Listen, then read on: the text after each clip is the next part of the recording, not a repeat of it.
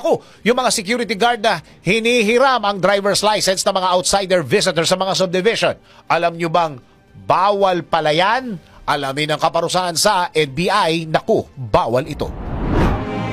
Alamin kung bawal o hindi. Dahil kung di mo alam to, kaso ang kakaharapin mo sa NBI. Nako, bawal ito. Kinuha ng security guard sa subdivision ang driver's license mo?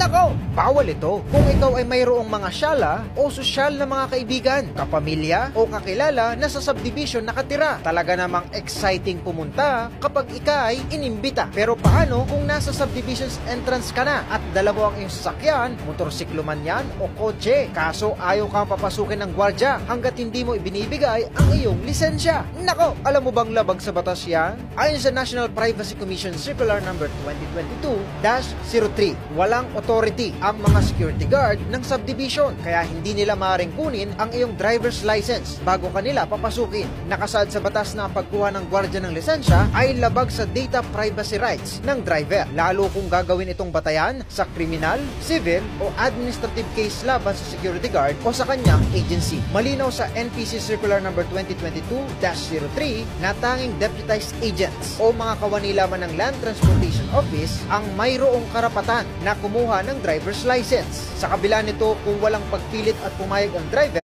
na isurrender ang kanyang lisensya, hindi mananagot ang gwardya. Kaya naman para sa mga security guard sa subdivision, maaaring ilag sa inyong logbook ang impormasyon ng outsider. Pwede mo namang hinga ng valid ID ang bisita sa subdivision, pero tandaan, hindi dapat ito sa pilitan. Baka masabihan ka ng, nako,